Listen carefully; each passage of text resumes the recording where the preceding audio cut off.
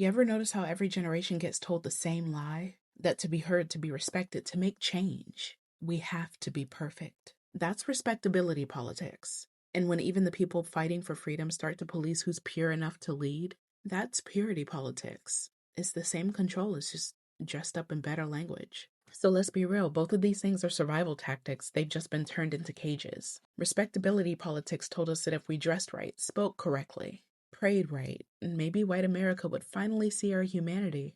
Purity politics told us that if our activists, our women, our leaders were spotless, no scandals, no mistakes, no anger, maybe we'd be taken seriously.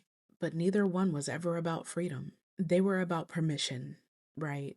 Who gets to resist and who has to sit down because they made somebody else uncomfortable? Just a quick call out, y'all that were under my Ibrahim Traore video. Yeah, Claudette Colvin sat down before Rosa Parks, but she was a poor, dark-skinned teenager who got pregnant. And the movement said that she wasn't the right image. Fannie Lou Hamer was too raw. Stokely Carmichael was too loud. Kwame Ture was even louder. The Black Panthers were too armed. Even Malcolm X got softened in history so white America could finally pretend to love him. And on the other side, purity politics kept us fighting each other. If you weren't respectable enough, the system erased you. If you weren't pure enough, your own people did. And you still see it now. Folks arguing about tone while laws are being written to erase us. Politicians quoting Martin Luther King while criminalizing protest. Movements getting gatekept because somebody said the wrong thing once. Or, they just don't fit the new moral checklist. We're out here trying to survive a system that kills us. And we've let it trick us into auditing each other's perfection instead of fighting for liberation together. Because sanitized movements are safe movements. If they can convince you that the only worthy revolutionaries are the quiet, unflawed, and non-threatening ones, they win.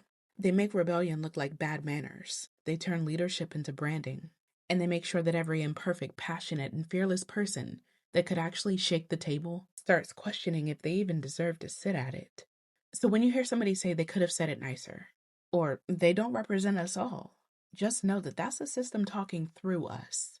That's respectability politics and purity politics working hand in hand, all to make sure that our resistance never looks powerful enough to scare anybody. But the truth is, every movement that changed the world was led by somebody who was messy, complicated, and tired of asking for permission. The goal is never to be perfect, it's to be free. And I don't know who needs to hear this, but freedom doesn't need your perfection. It needs your participation.